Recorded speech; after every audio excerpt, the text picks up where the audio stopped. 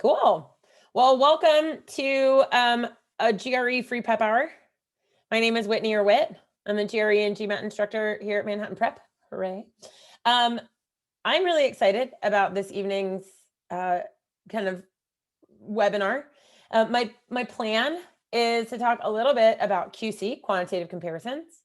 This is a big question type on the GRE that we want to start to get faster with. Right? We want to be a lot faster with QC than we often are. And part of that is going to be the big QC mantra of compare, don't compute. Right? So I'm going to assume that many of you have been doing at least enough GRE so that you are familiar with the idea of QC. So we're not going to spend very long going into QC. I do, though, want to give you like one kind of quick intro to it for those of you that maybe haven't really seen the GRE all that much yet.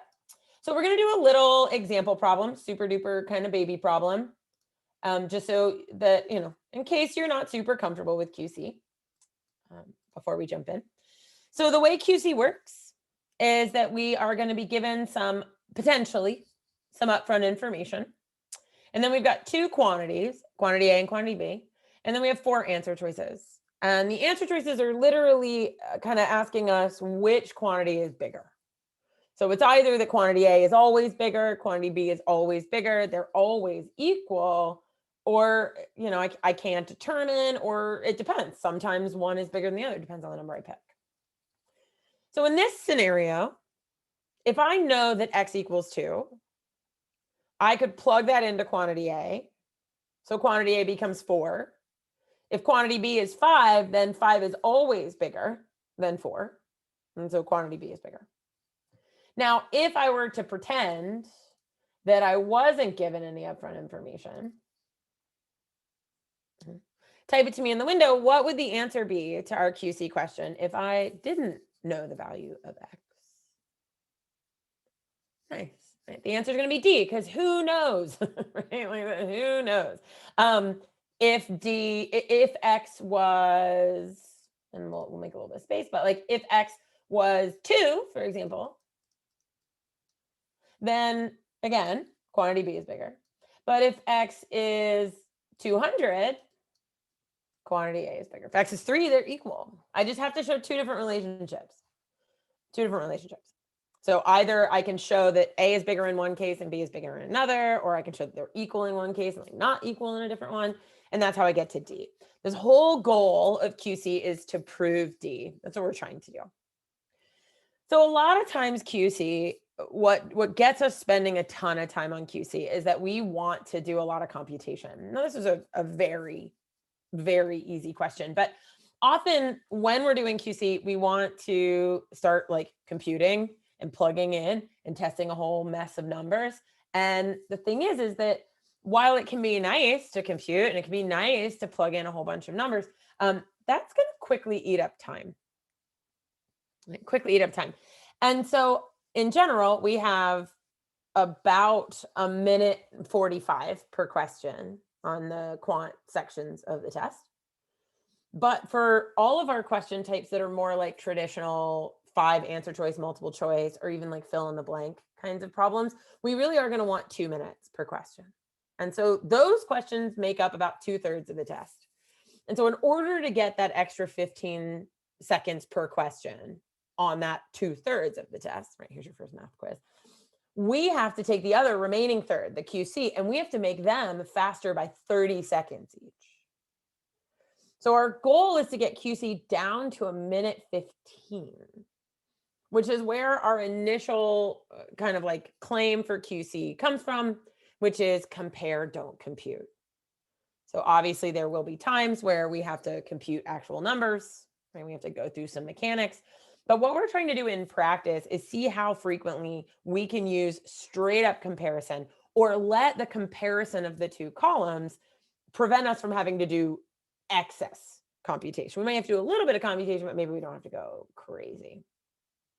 Okay, so that's the plan for tonight, is to look at problems that, you might still choose to do some level of computation on them. But the goal is to use this knowledge of comparison to at least give us a better idea of what computation to do. Or if we do have to plug in numbers, to help us think about what types of numbers to plug in, or maybe help us avoid computation at all. So we'll start with a question that's got some pretty brutal looking computation, right? I'm going to put a minute. Well, I'm going to give you guys a timer counting up. And at about a minute 15, I'm going to cut things off. Please do me a favor. And great. I had a great question, Melinda, by the way. If we're dealing with actual numbers, can we eliminate D right away? Absolutely. Right. If we know that the two quantities, such as in this case, I know quantity A is an actual number. I know quantity B is an actual number. It's just giant. So I don't really know. So I can eliminate D right away. I'm going to give you a stopwatch counting up. Our goal is about a minute 15. I want you to send me your answer just to panelists. So this is going to be, choose your little drop down, panelists only, not panelists and attendees. So we'll give this one a go, and then we'll talk about what it means to compare in this case.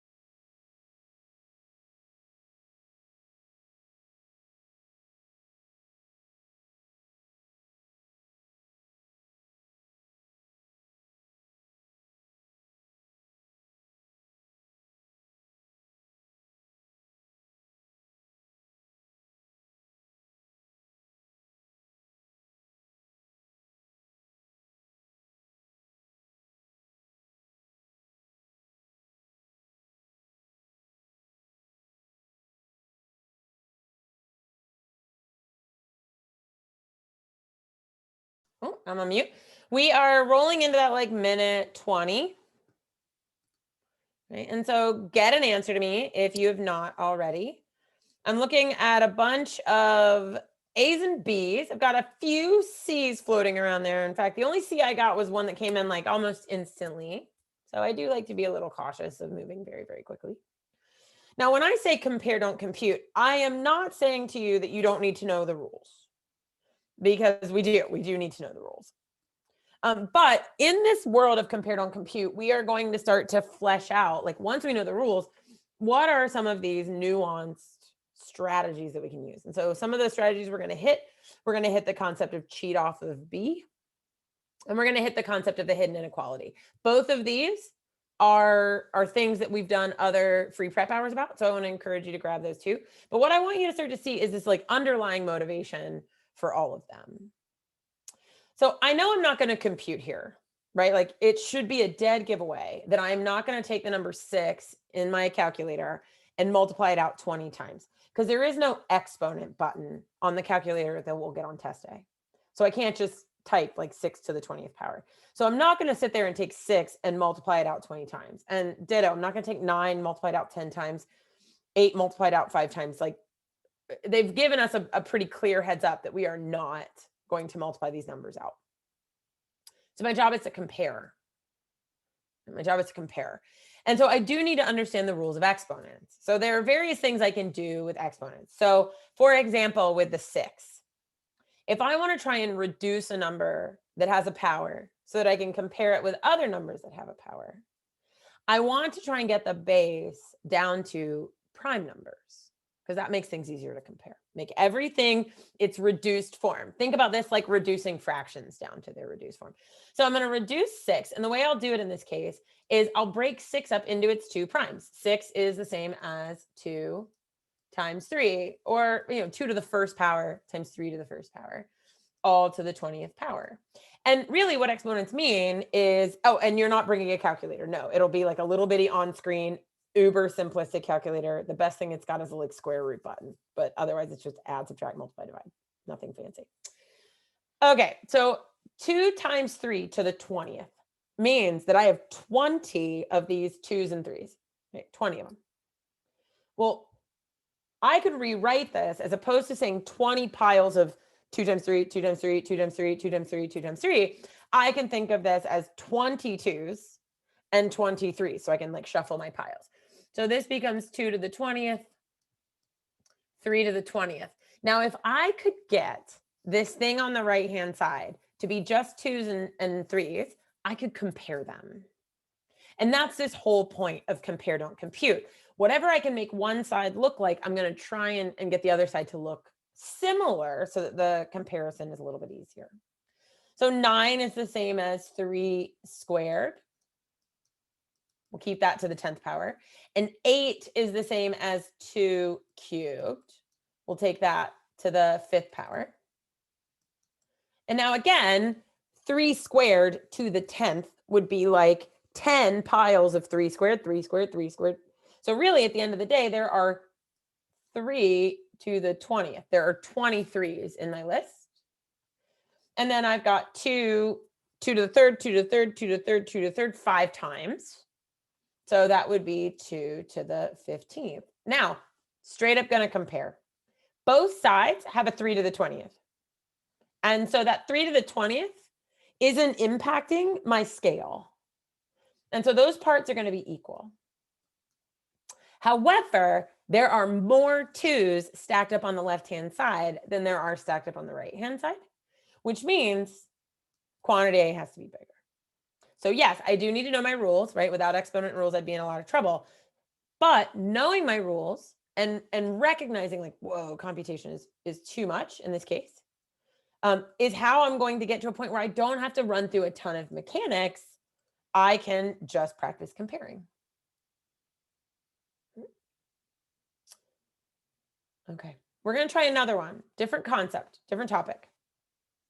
Yeah. Oh, that's a great question. So the question in directly to me was, what if the left-hand side had 3 to the power of 15?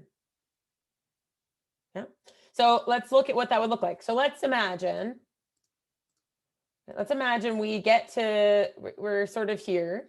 And instead of 3 to the power of 20, over here we have 3 to the power of 15.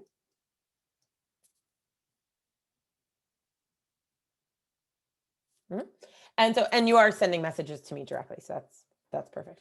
So now I've got like a mix-up. So what I'm going to think about is I have 15 2s on this side and 20 2s over here. So in essence, it's as if, right, like this side just has 5 extra 2s. Now this side has 15 3s. This side has 20 3s. So if I were to kind of kill this off, this would be as if I had 5 3s, because it's got 5 extra 3s on this right-hand side, and the left-hand side has 5 extra 2s. I would rather have 5 extra 3s. And so in that case, quantity B is going to be bigger. I can still just use comparison. Exactly. When I'm trying to multiply, when I'm trying to combine exponents, my bases have to be the same. And yeah, so I mean, the thing is it doesn't really matter. I got a great question. It was like, they weren't wanting us to multiply this stuff on the right. The fact is, it doesn't matter. There isn't so much of a what do they want us to do. It's what form do I want to put the two quantities in so that they are easier to compare? Like, what would make my life easier when trying to compare these two quantities? Let's try another kind of a similar family. Let's see. I'll switch up what I was going to give you. I'll give you a slightly different one than I was originally going to. But I'll give you, let's go. Yeah, let's go this route.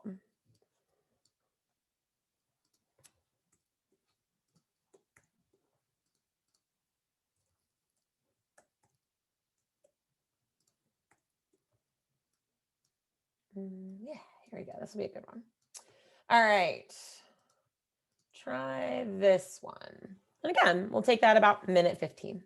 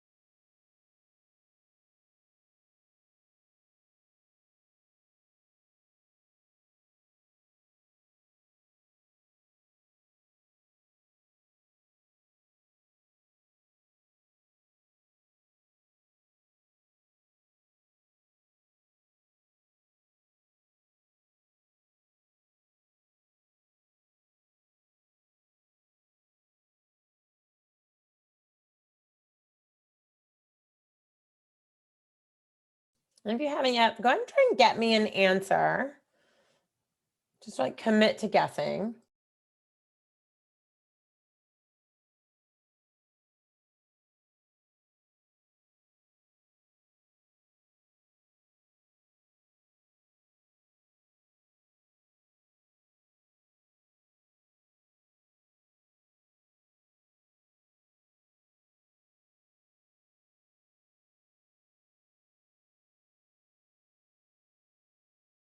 Just kidding, I'm on mute.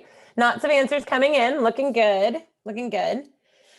Now, this was sort of a direct response to the, well, did they want us to do this certain multiplication? And the fact is that it doesn't really matter what avenue we take. We're trying to compare our two sides. I just want to know which one of these two things is bigger. And so it means I want to turn one side into the other, if possible, or to try and make them look as similar as possible so that I can notice what they have in common versus what's different. Now, my options in this case are to take the left-hand side and to multiply it through. That's one way of manipulating it. Or I can take quantity B and then like break it out. I can factor it. So essentially in quantity A, I'm going to need to use the technique of FOIL. In quantity B, I'm going to have to know how to factor a quadratic. And I'll say that for most people, myself included, factoring a quadratic is harder than FOILing one out, multiplying one out. So what we'll do is let's go ahead and multiply out on the left-hand side. So our first, so 2p squared, outer 2p times 2q, so that's 4pq, inner plus pq, last plus 2q squared.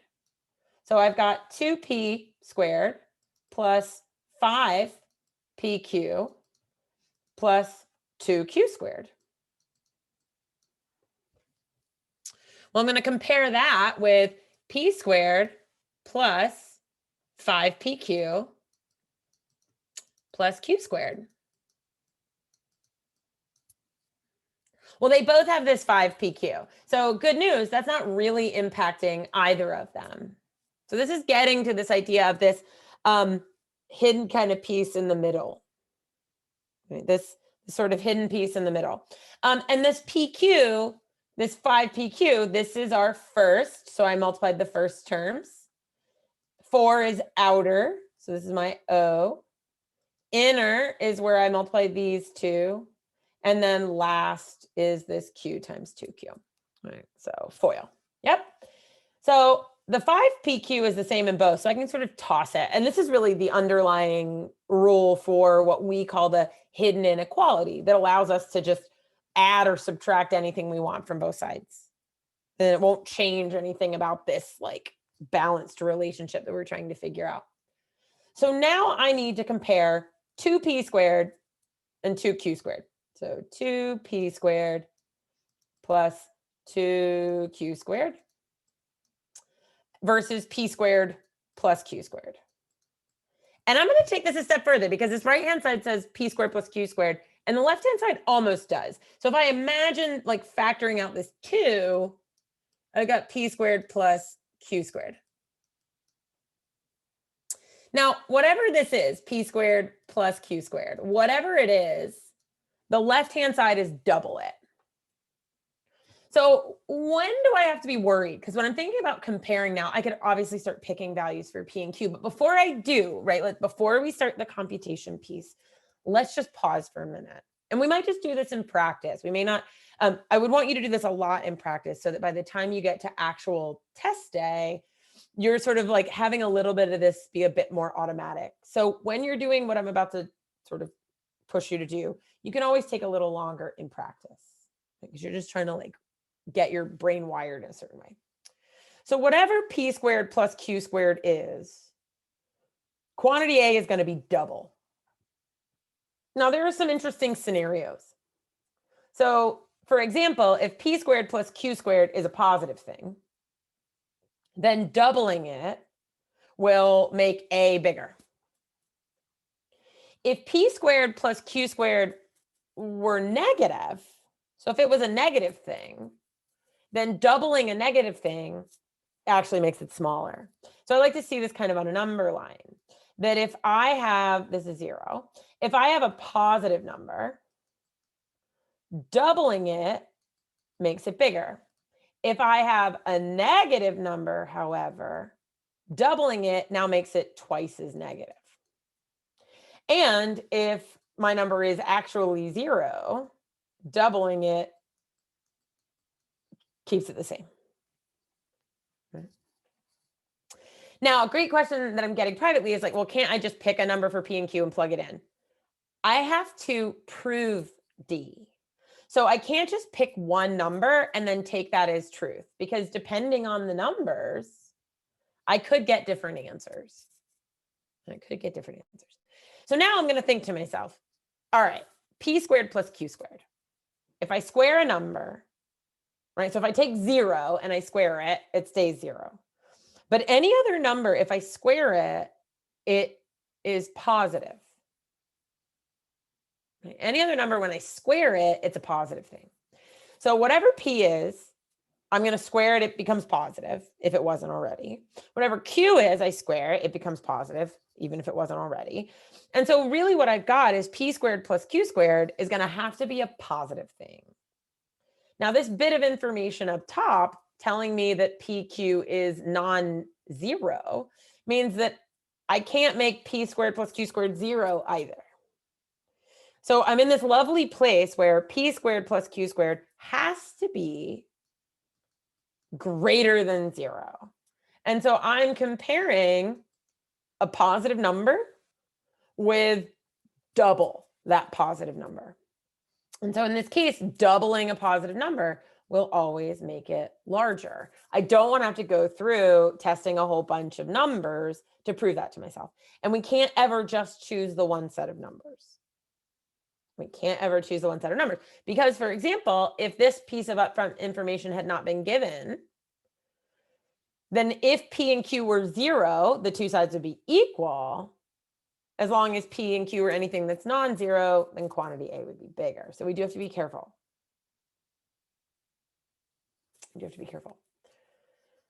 Right? So again, I do need to know the rules. Like I have to know how to FOIL. But what I'm really trying to do is see how much I can get the two sides to look alike. All the way down to the fact of it's like, okay, if I can see this P squared plus Q squared on both sides, that makes it easier for me to compare them. Cool. All right, let's try another one. Different topic. We'll look fractions at this point. Right? Fractions at this point. Let's take a moment thinking about like, what would it mean to compare these rather than compute them?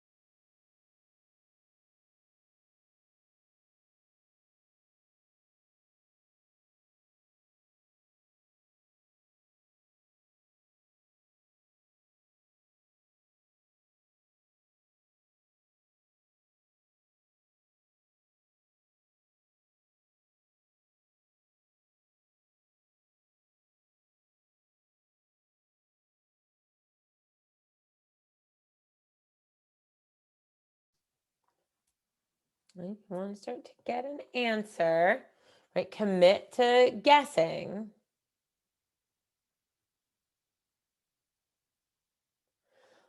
So, do I want you to know the rules for finding a common denominator? Of course I do. Of course I do. Right? I absolutely want you to know the rules. Right? I absolutely want you to know the rules. That said, if I take a half plus a quarter plus an eighth, so if I take a half, just to kind of like visually think about it, like here's 0 and here's 1. If I take a half and I add a quarter, that's going to land me halfway up here, so it's 3/4. And then I'm going to add an eighth, which takes me half of that distance. I'm going to end up with a number that's a little bit smaller than 1. So this is going to be a number that's a little bit less than 1. These are the same. This side is 1 less than a number that's smaller than 1. Now let's think about fractions for a second.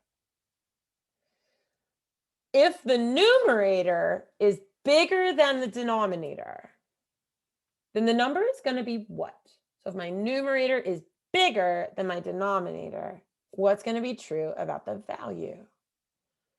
Yeah, the value of this whole thing, when a numerator is bigger than the denominator, this whole thing is going to be bigger than 1.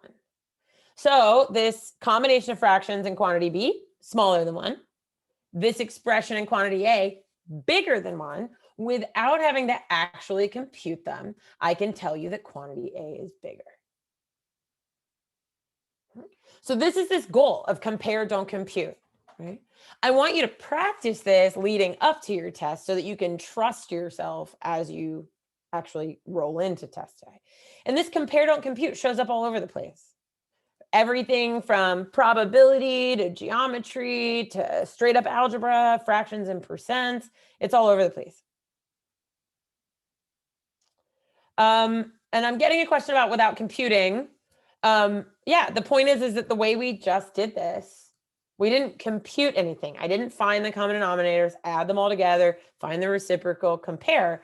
I thought instead about like what's happening to these numbers. You know, this one on the right-hand side smaller than 1. This whole expression on the left-hand side is going to turn out to be greater than 1. And so quantity A is bigger.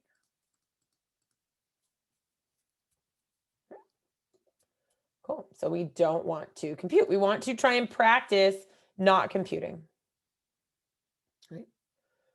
Okay, so let's add another layer to this, because what we've seen so far is this ability to sort of look for common elements on both sides or subtract off common elements from both sides. I want now to sort of understand how this idea of comparing plays into an idea that we like to call cheat off of B, which is what happens when you have a really simple value for quantity B. Basically, what we're going to do now is we're going to compare. Yeah, actually, I think like a great question about will most fractions be easy to visualize? A lot of them will be, yeah. Like you can start to get them crazily layered, but if you practice on some of these easier ones, even those crazy layered ones can be relatively easy to visualize. Okay, so for something like this one, notice that our quantity in B is pretty straightforward. So I'm going to start to think about quantity A as it compares to quantity B.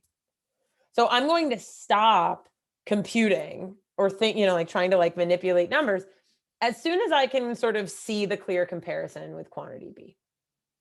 So I want you to give this a shot. Think about quantity B the whole time you're considering the given information and the information in quantity A. There we go.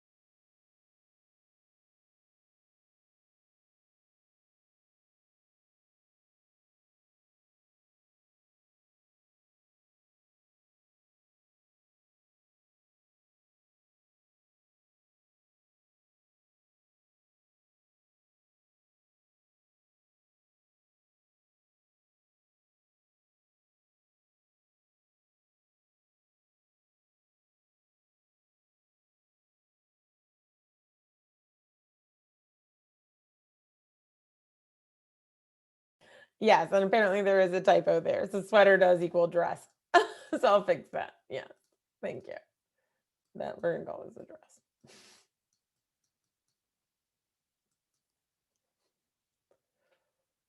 Cool. All right, so what I'm seeing are lots of answers coming in. Be careful, right? I have a couple of people saying like, oh, well, that means the original price must be, I don't want you to compute here, right? I don't want you to full blown calculate. The point is to try and see could I like compare this without actually going through all the steps to compute? So a discount is being given to me off an original selling price of an item of clothing. And kind of visualizing to myself, I'm going to take this original price, I'm going to take a 30% savings, and according to the problem, I'm going to result in a $99 dress. Now, I could write a formula for this. I could like define a variable and say, okay, the original price is X. To reduce that by 30% would mean that you only pay 70% of X's value. And that's going to be 99. And now I'm like going to run it through a calculator. I'm like, well, no, we're not doing this. We're not doing this. Quantity B says $150. Yep. And so for me, I just want to know, was the original selling price equal to $150? Was it more than $150 or was it less than $150? I don't care what it actually was. Right? I don't care what it actually was. So I'm going to imagine, what if it were $150? So if the original selling price was $150, 30%, so 10% would be $15. So 30% would be $45. So 3 times 15. So the sale price would have been $105. But the sale price was actually $99, which means that in order to get a cheaper sales price, I had to start with a cheaper dress, which means quantity B has to be bigger. Right? The price of my dress has to be under $150 in order for that discount to get me to a discount of lower than $105. Do I care what the actual original price was? No. I just know that it's something less than $150. So this is that kind of like heart of, when can I stop? Right? And it takes practice. That's going to be something we sort out in practice. So we're going to try again. Let's go. Yeah. Let's try a geometry one. Now, there are a couple of formulas that you'll want for this one.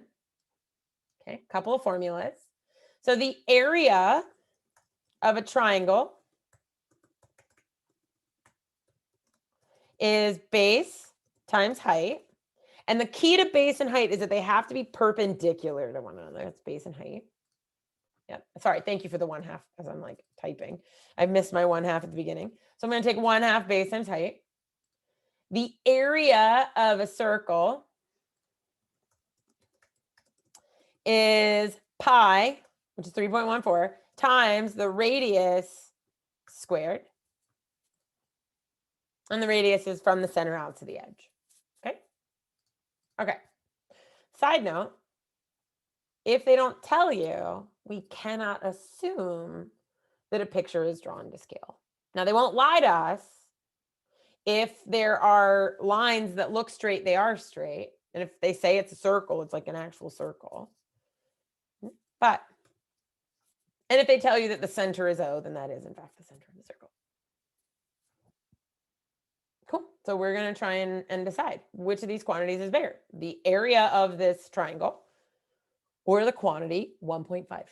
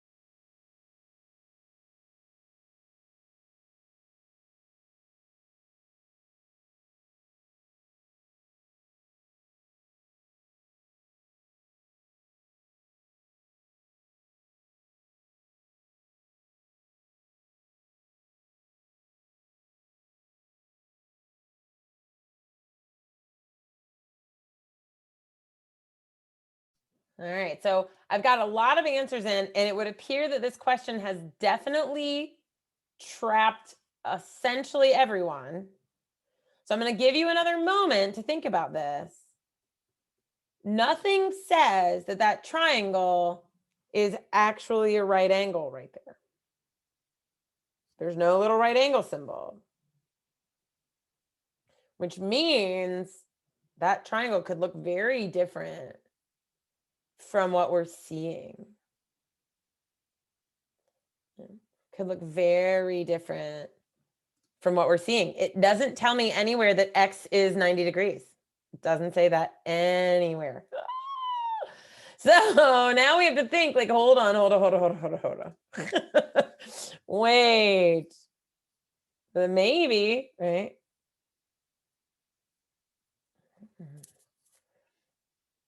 So I want to compare. I don't want to just compute. Now, I can do some minor computations along the way, right? If I were to leave the triangle exactly the way it is, it'd be 1/2 base times height. So half of 4 is 2, right? So if X really is 90 degrees, the area of this triangle is 2. So it's 1/2 2 times 2, which equals 2. So I could certainly make quantity A bigger. Now what I want to do is make it anything but bigger. And so when I'm trying to compare, I often think extremes. So I'm trying to get an area that has almost no, or an area of a triangle that's like tiny. Can I make this triangle almost disappear? What do you think? Can I make this triangle essentially disappear? Be careful. So I've already got a situation. Here's why. I've already got a situation where I showed that in one case, so let's pretend this is a right triangle. This is a case where quantity A would be bigger than quantity B. However, I want to always look for opportunities to prove D.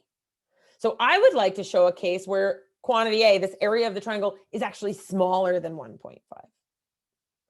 And so rather than doing a bunch of computation, I know that all I need to do is show any triangle that would be smaller than 1.5. And so I have to leave it still looking the same. Like, I mean, it has to have two sides of length 2, which are the radius, right? Like, I have to touch the edges. So I want to imagine to myself, could I like stretch this open or squish it flat to make the area as tiny as possible?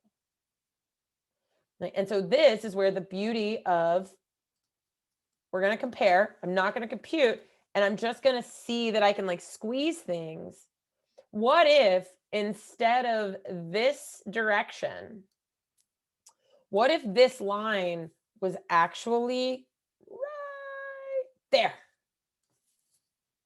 and made a triangle just like that? Boop. This was the triangle now. What do you think the area of this like squeezing triangle would be? Way less than 1.5. Now, I'm not going to compute it. I'm not going to figure out what it is. The formula for the triangle, the area would still be the same. In this case now, the base is still 2, but that's my height. My height is no longer 2. My height has flattened out. Heights and bases have to meet at a 90-degree angle. So if you think about like the height is like the two pieces that it would be squished between. So now I have a triangle that still has a base of 2, but it has a height of just like squeezed down. Okay. And how can I just make my own triangle? Because they didn't tell me that X degrees was 90. They didn't tell me that was a right triangle. And so I have to assume that any triangle is acceptable here. And so I'm going to think like, okay, well, how big could I make it? How little could I make it? I could have done the opposite. I could have stretched this triangle the other direction. So instead of this line here, I could have taken this line right there and basically made that triangle, right? Where that's technically like a big giant angle. So it looks something Like if you were to see it sort of zoomed in, it would kind of look like a triangle that looks like that. Once again, it would have the same base. It would be a base 2, but the height is that sort of like vertical distance. It's going to be the space between these two pieces. And so it's less than 2. If it's a right triangle, right? If I know that this is 90 degrees, then I'm not allowed to move this because then it's not 90 degrees anymore. I'm not allowed to move it this way because that's not 90 degrees anymore. I could like turn the triangle around, but it's the same triangle. It's just like, I'm just looking at it in a different way. So if I knew that was 90 degrees, then that's the shape of the triangle and there's no way around it. But because I don't know what that degree measure is in the middle, I have no idea. So does this type meaning a circle with a triangle, or the type of geometry problem where I can't trust precisely what the picture says? Yeah, where I can't trust precisely what the picture says shows up most of the time. The only time you can trust your eyes and estimate is with coordinate geometry. That's the only time. And so they're going to play that trick on you. They're going to play that trick on you. So I know that my job is to compare, right? I know that my job is to compare. And so instead of like just seeing a geometry picture and being like, well, clearly it must be this thing, I'm like, whoa, wait. Could I make it really big? Could I make it really small? Like, what are my limitations? So I can't make the triangle go outside of the circle. Like, that's not allowed because it's drawn fully inside the circle. And those 2 points have to touch the circle, and then they have to meet at the center of the circle. So the picture's not going to lie to me. I can't like redraw this triangle and make it, like, okay, I'm going to redraw it just like right here, randomly stuck in the middle of the circle. Like, I'm not allowed to do that. But what I can do is I can, what we call like rubber band, like stretch and pull. And so, yeah, I could create a triangle where this side gets, instead of up here, instead of this side, it kind of stretches right over here. And I can get a triangle whose area is like very, very close to 0, where it's essentially collapsing down to 0, which is certainly going to be smaller than quantity B. And so it is. The answer is D. Correct answer is D. So compare, right? We're trying to compare. I don't want to compute. I want to sort of take this idea that comparison is the name of the game. Okay, comparison. It is a way to help us avoid just picking numbers, because picking numbers is a really powerful strategy. I do not want to take that away from anyone. Yeah, if there's no X in there, our approach would still be the same. Unless they say it's 90 degrees, I can't assume that it is. So we're going to see another problem. This one is going to be kind of one where often we would want to just plug in numbers. I know it. I know we do. And again, plugging in numbers is an extremely powerful strategy. However, if we can start to think about this idea of comparing first, that can lead us to choosing better numbers. Okay, so we're going to try this one. Send me your answer when you think you got it.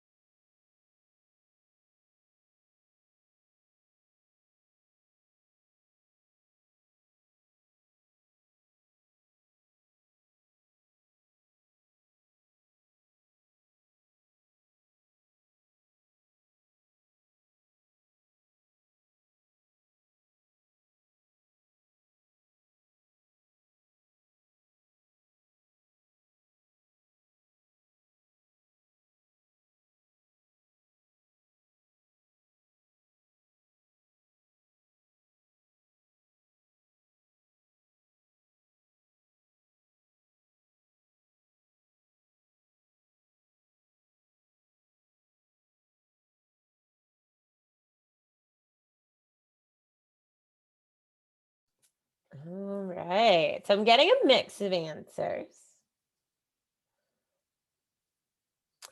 And so again, I want to notice that I'm comparing to 0, which really just means, can I figure out if quantity A is positive or negative, right? Like this is at like the heart of comparison, is that if I'm comparing against 0, can I make X plus Y positive?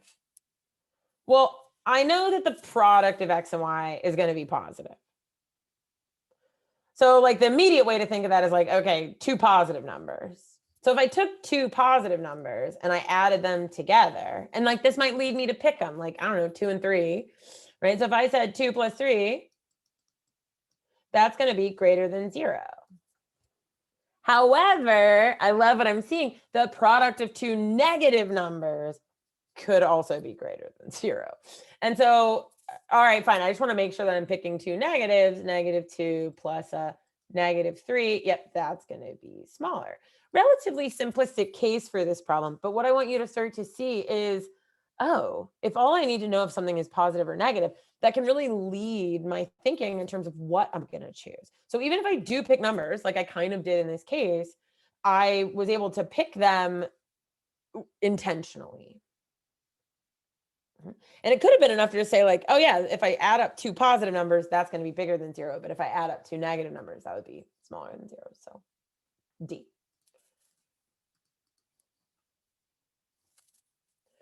Okay, so then let's kind of build on some of these pieces that we've seen now and see how we do. Let's try a couple. We'll like sort of flash through a few just to sort of see how can I think about these without plugging in numbers.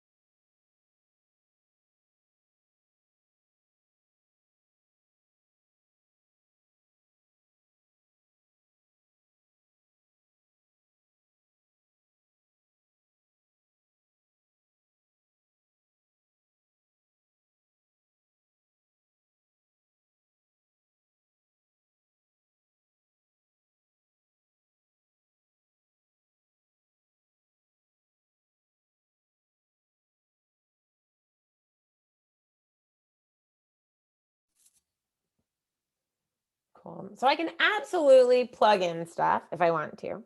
I can totally plug in things. But what I want to notice is that what's happening in here is the same as what's in here. The same as what's in there. So what's happening over here and over here, same. Now the question is, on one side, it's whatever x minus 2 is.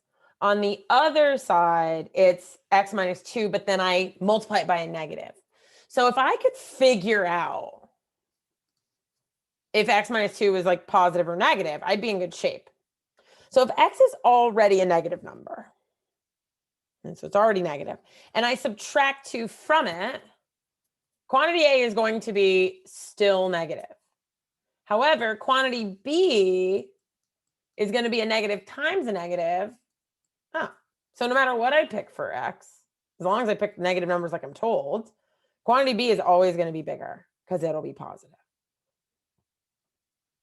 Right? I would like to be able to prove that with some of the logic rather than necessarily plugging in numbers. And of course, you can always plug in numbers. It's always there as an option. What we're working to do is just kind of like push against that and maybe not reach for it every time. Okay, similar. Let's try this one.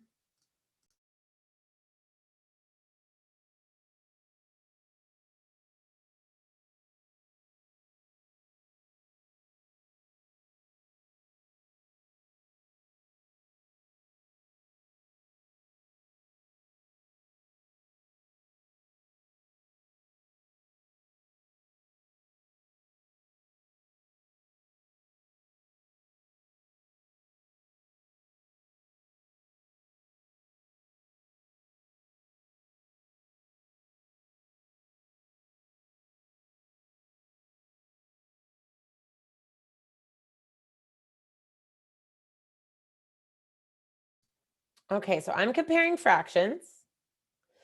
Everything's positive. In quantity A, the numerator is smaller than the denominator because the denominator is 1 bigger. So if the numerator is smaller than the denominator, this is a value that's going to be smaller than 1. Again, thankfully, everything's positive. Quantity B, the numerator is bigger than the denominator, which means that this is going to be a value that's bigger than 1. So given that quantity A is smaller than 1, quantity B is going to be bigger than 1, I can guarantee that quantity B is always going to be bigger without plugging in numbers. This is my goal. My goal is to save picking numbers for places where it's like, oh, I can't really figure out what to do. I don't know what to do. Okay, same idea. Let's try this one.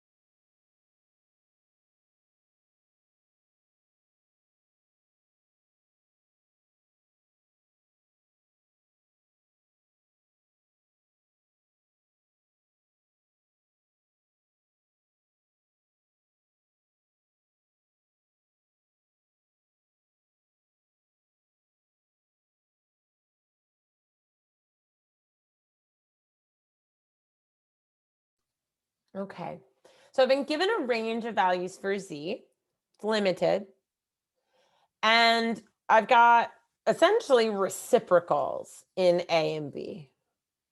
So it's either 2 times Z over 5 or 5 over 2 times Z.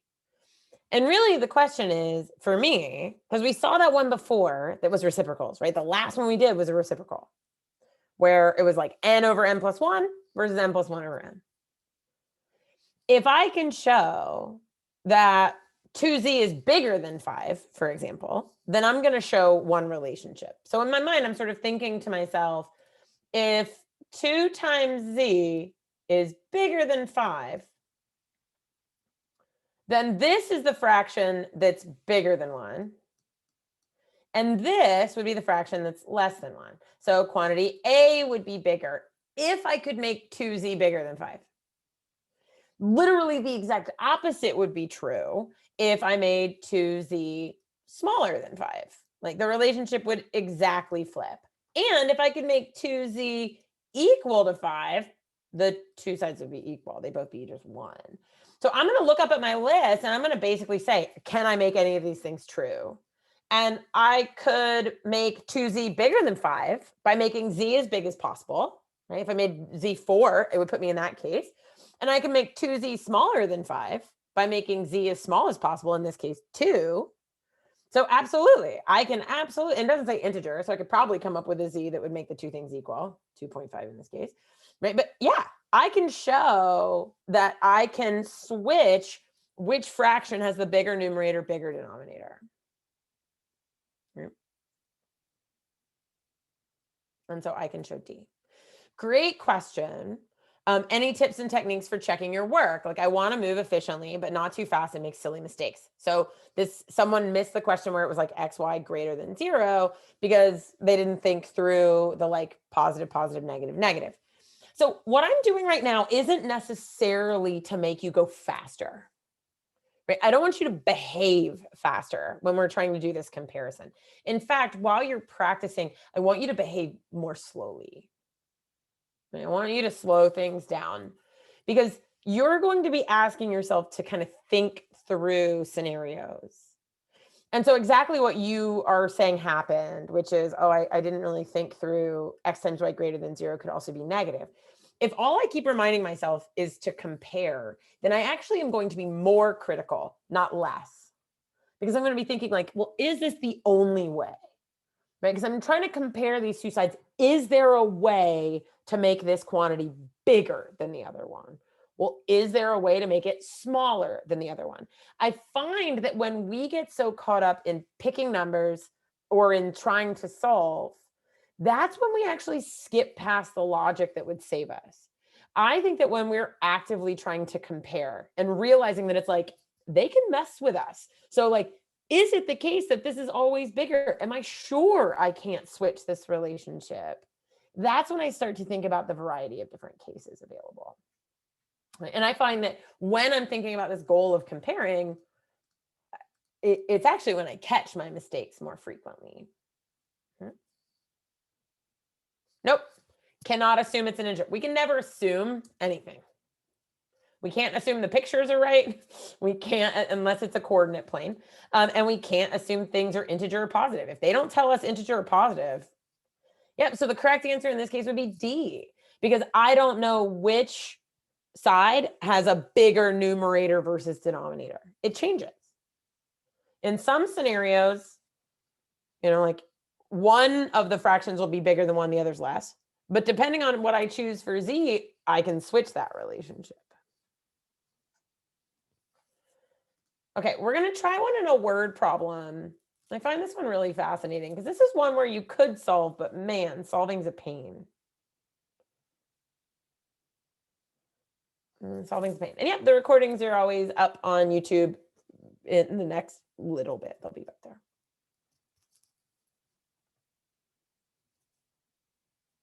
So we'll give this one a shot and let's see what you think.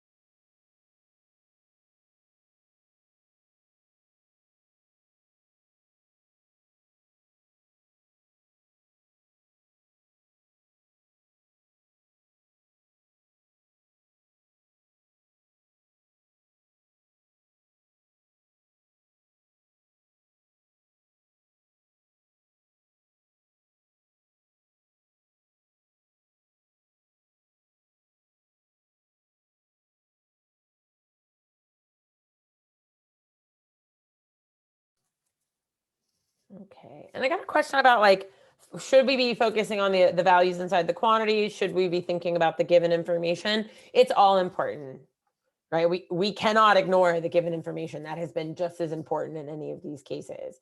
We use that though, we manipulate or sort of think about comparison given that upfront information.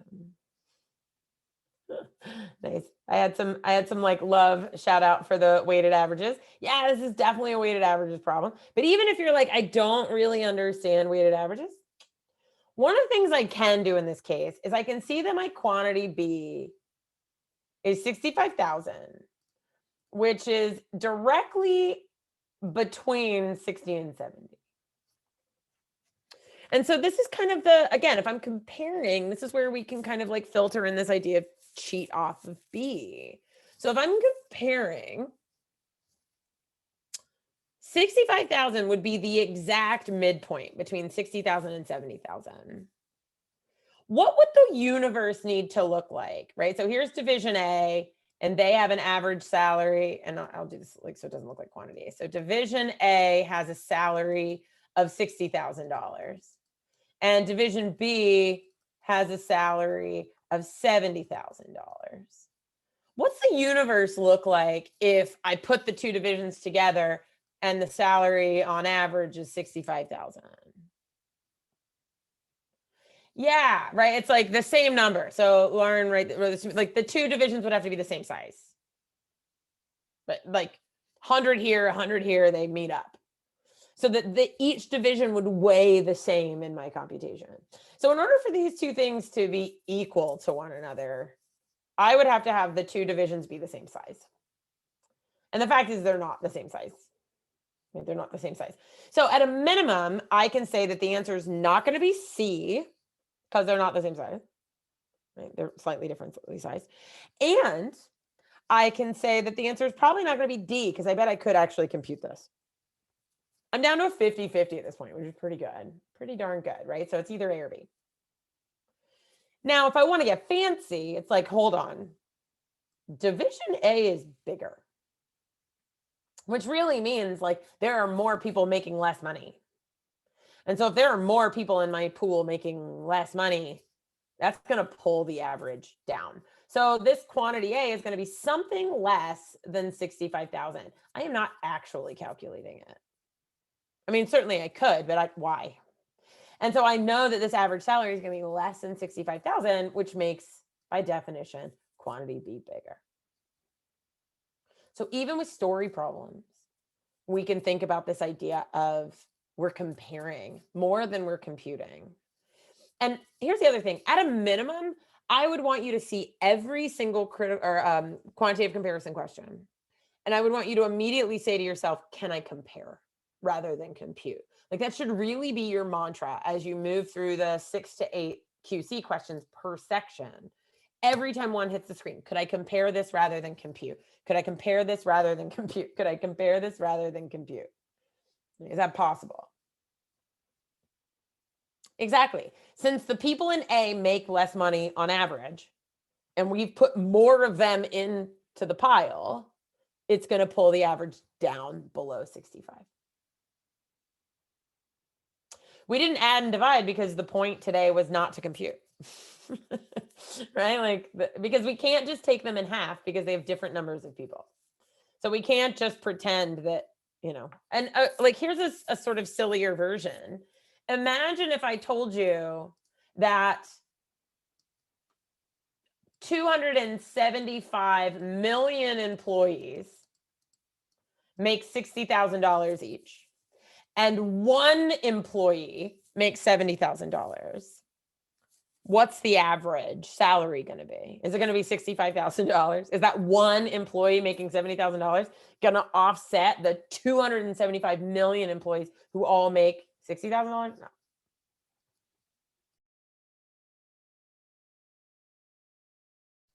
Yeah. So we can kind of make extremes if we want to think about it that way. Okay, one more, and then we're going to call it one more. Let's give this one a go.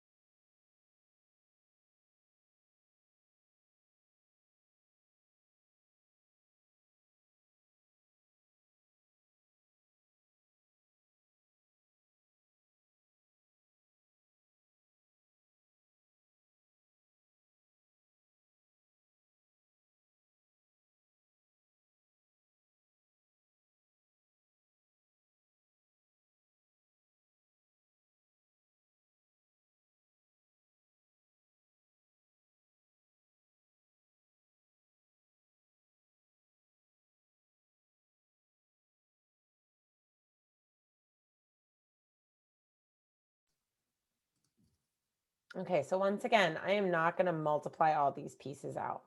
I'm just not. You can't make me. Right? Your brain is like, but I can't do it. So here's the deal. Here's what we're going to do. Here's what we're going to do. I might do some computation, right? Y'all, I keep getting pushback and I get it, right? Here's what I get. I get that on test day, the you that you are right this second is going to see some of these problems and think, I don't trust my ability to compare. I should go ahead and compute. But hopefully you're not taking the test this second. Hopefully you have a little bit of time to practice this comparison skill so that it is stronger by test day. There are examples we've done tonight that you still might decide by test day after committing to practicing comparisons, that you might still say, you know what? No, I'm going to compute this. Right? None of this should be mentally without a pen. You should absolutely be using a pen. Comparison still uses a pen. None of this has to be done in your head. None of it. I don't do anything in my head. I'm still writing stuff down. I'm just avoiding huge levels of mechanical computation, right? All those times where I was like, okay, well, this will be greater than 1 and this will be less than 1. That's all happening on my paper, right? Do not mistake things like estimation or this like comparison technique with doing things legitimately in your head. Don't ever do math in your head. You have a pen or a dry erase marker or a pencil, like whatever you get at whatever location. So here's what I'm going to do. I'm going to write these two quantities on my paper.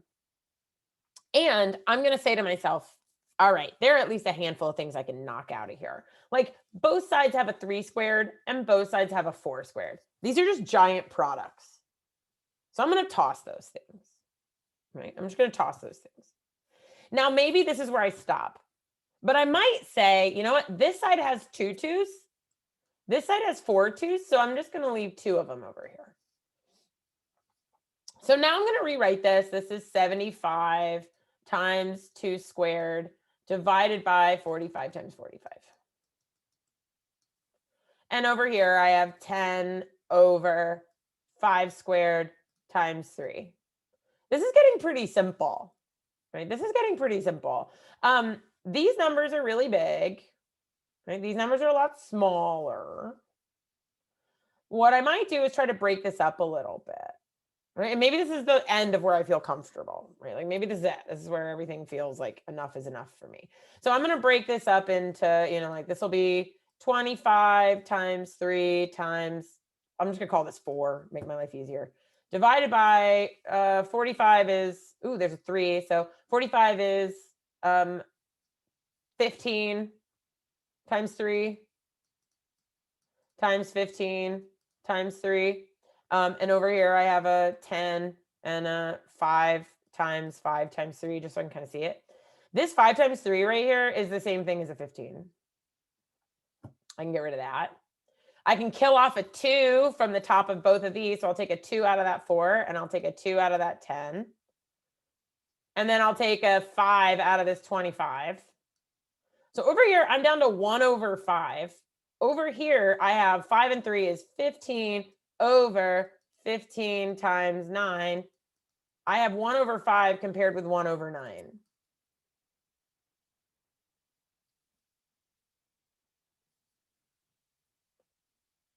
So I'm not going to sit there and try and compute through every single piece. I'm going to try and knock stuff out so I have fewer pieces to fight with. The 10 on the right-hand side, I took a 2 out. I mean, you could look at it this way. If I'm trying to, I'll take it back 1. There's a lot of different ways we could do it, but I'll take it back 1. Imagine instead, I see this 10, and then I also see this 4 and this 25. I'm going to take this 4 and this 25, and I'm going to call it 100 times 3 over, 15 times, and I killed off this 5 and this 3 and this 5. So 15 times 9. And this is 10 over 5. Right? I can keep going a little bit further. I can take a 10 out of this 100 and let that just be 10. And so this is 30 over 15. Right? And so I can 2 over 9, and then I can compare my 2. And I can compare my 2. Here, let's try one more that I think you might like a little. Same idea. I will throw one more your way. Yeah, I am. I'm canceling left and right? Because I can compare. If it's the same thing on both sides, I can knock it out. Right? I can knock it out.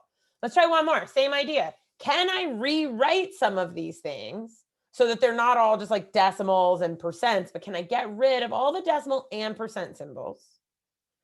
And can I write these in a way that I can actually just directly compare them and then start to kill stuff off?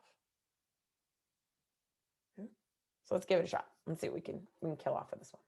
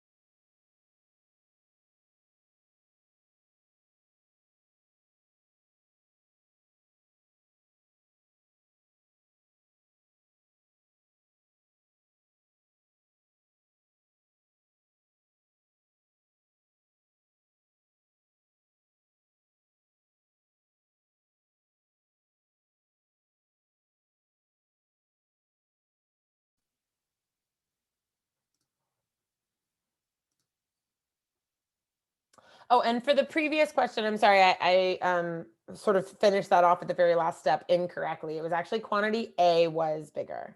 Quantity A was bigger. And so I was doing a combination of like canceling, both sides. I love this. This is like, I literally do not know how I would do this one without picking numbers. Well, here's how we're going to do it. How do I write X percent? Well, I write it as X over 100. And if I take that of half of a percent, that's of 0.5, and let me actually keep the 0 there. 0.5 over 100 of 40,000. Over here, I have 0.05 over 100 of 2,000 over 100 of 40 times X. So first things first, the other one was A and not B. Yeah, and I'll go back some.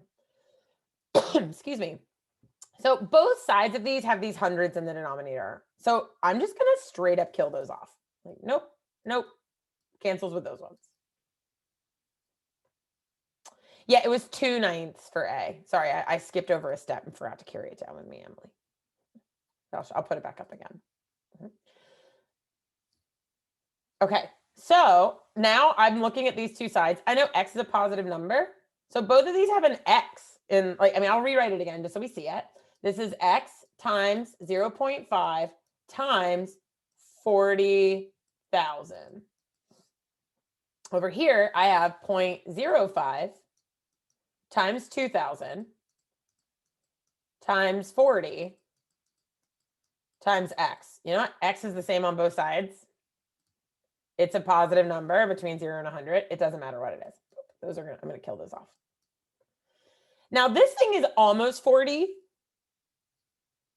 I could actually rewrite it as 40 just to make my life easier, or I could just multiply out. At this point, I do have a calculator. That would be fine. This is the same as 1/2, but I might just for a moment, just to sort of show that I can push on this. This is the same as 40 times 1,000. And so I've got my 0.05. I've got 2,000 and a 40. I can just kill off my 40s. If this is 2,000, that's the same as 2 times 1,000. Again, at any point right now, I would just throw this in my calculator once I got rid of all that other nonsense. But I can kill off the 1,000 in both. And then I'm just going to compare what is 0.5 versus 2 times 0.05, which is going to end up being 0.1. And I was able to cancel out the 100 denominators because they were the same on both sides. They were just the same on both sides. I divided by 1,000 on the left and divided by 1,000 on the right, so I might as well just kill those off.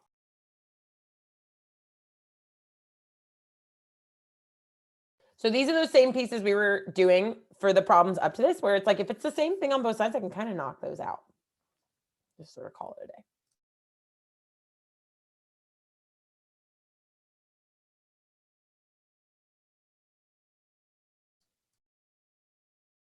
Excuse me. Yes, it can be. Question in the background was, is it risky to cancel X because it's a variable? Only if that variable was like unconstrained. So if the variable could be positive, negative, or 0, that would make it risky. In this case, X is just a stand-in for any number, but it has to be between 0 and 100. So it's a positive number. It doesn't really matter what it is. I'm going to whatever it is, I'm going to multiply both by the same thing. So as long as my variable is positive, so it's not possibly negative or not 0, as long as my variable is positive, I can actually do things just like this. But you're exactly right. If I didn't know that it was positive, then I'd have to be really careful. Yeah, so in the previous question, same idea, just to sort of see it play out again. I'm trying to make the two sides look the same. And the first step I would take is that they both have a 3 squared and a 4 squared. So at a very minimum, I'm going to kill off those pieces. Right? So in my mind, I've kind of erased all of this. That's all gone. And now I'm looking for opportunities to make the left-hand side and the right-hand side look the same. So I've got some 2s and such floating around up here. So I've got 2 2s on the right-hand side. I'm going to take out 2 of the 2s on the left-hand side and just have that leave 2 squared for me. I'm also going to think about breaking up these 45s into things that have 3s and 5s, just so it makes them easier to compare. So 45 would be the same as, so over here I've got, I'm going to call this 25 times 3, because I like having all these like 5s and stuff. So 25 times 3 times 2 times 2 is 4. I'm just going to make that 4 for now. Down in the denominator, 45 is 15 times 3. So I'm going to make this 15 times 3 times 15 times 3. That gets me at least the 3 down here. And then over here, I've got 10 divided by 5 times 5 times 3. Well, one of these 5s and 3s is a 15. So I'm going to kind of kill those off. And if I wanted to stop now, I could be like, all right, 10 over 5 is actually just 2. And I'll just leave that alone. And now I'm going to cancel out a 3 and a 3. And then if I wanted to, I can multiply these pieces back out. This is 100 divided by 45, which is going to be a number ever so slightly bigger than 2. Right? At any point you want where you've like simplified as far as you want to simplify, then you could throw some stuff in the calculator. The point is that I don't want to go immediately to the calculator.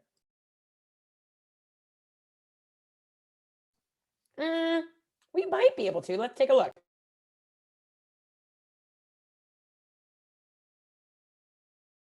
Sorry, I managed to have like quite the cough. But what I think is happening here is that we have This is a fraction less than 1. This is a fraction less than 1. This is a fraction a lot bigger than 1. This is a fraction bigger than 1. This is a fraction less than 1. This is a fraction around 1. Or no, sorry, less than 1. So I'm sort of like stacked up in the same for both. And so I want to be really careful. This isn't about positives versus negatives in this case, right? Like I don't want to just say like, is this going to be bigger than 1 or smaller than 1? What I would do instead is just say, oh no, let's like cancel out stuff that's common. It's stuff that I could kill off. And then if I need to start multiplying out, I could, right? For example, we did this. If all I did was say, all right, kill that, kill that, kill this, kill this. And then I grabbed my calculator and said, okay, what is 75 times 16? And then over here, this is 40 divided by 75, because 5 squares 25 times 3. And so then I ran through this whole mess over here without reducing it at all. I could do that. I've saved myself at least a handful of steps by killing off 2 of those terms. Right? Because sometimes comparison might not save us all of the work, but it could save us some of the work. And ditto for this, crazy one with the fractions that we just did. And it's like, if I realize that this is x over 100 times 0.5 over 100 times 40,000, and this one is 0.05 over 100 times 2,000 over 100 times 40 times x, at a minimum, like tossing out some hundreds. So I've got 0.5 times 40,000 times x. I could multiply those 2 numbers together. I can do the same over here. So it's just giving me a chance to try and compare the 2 sides. So it's not that I'm always trying to reach for computation, always trying to reach for like multiplying every piece out. Yeah. So again, I mentioned this as someone in the QC window. It isn't the case that you are always going to compare. You will absolutely need to compute from time to time. Like that's coming, right? There's no way around it. What I want to encourage you to do is that while you're practicing, push yourself to try to compare. Notice where you end up hitting a wall and see if you can just like push your edges of comfort, right? You'll never be comfortable comparing, right? Or estimating if you don't at least practice with it. Right? So if this moment, we're taking the official exam, would I encourage you to try comparing if you've never done it before? Absolutely not. Right? I would never encourage you to do that. However, what I am encouraging you to do is as you practice, if you want certain skills, you have to practice those skills.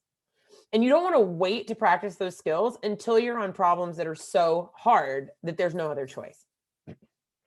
Right? Because by that point, the question's so hard, it's so hard, right? You want to practice comparing, even if you know you could compute it. At least try to compare it first. You may then decide, you know what, it's not worth doing comparison here. Computing is way easier for me. Great, but you're still practicing, right? We're still working on this to practice.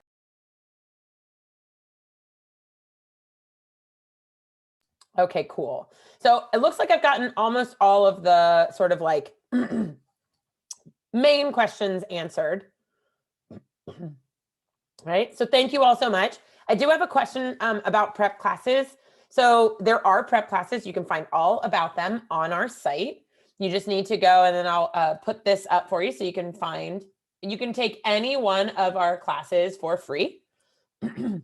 You can also sign up for a free practice exam on our site. Just go to manhattanprep.com. And you can take any of our session 1 for a complete course. You can attend that as a free trial. To see any of our resources that we have for free, you just go to our manhattanprep.com GRE. And then we actually have an entire section, not just classes free, but just free. So I encourage you to go ahead and start looking around the site. We have all kinds of great resources that you can take advantage of. Right. We do offer tutoring. That's also available on the site. And so you can look at prices and availability for tutoring. Thank you all so much. I hope you have a wonderful rest of your evening. or morning, or whatever time of day it is where you are. And if you want any of our other free prep hour lessons, they're all on YouTube. So come check us out. Study for free with us. Awesome. And a May GRE test. Yep, most of our classes do run for 8 weeks. So just note that if you want a May date, you'll be wanting to start a class sooner rather than later. But yeah. Cool. Thanks so much, y'all. Have a very excellent rest of the night. Take care.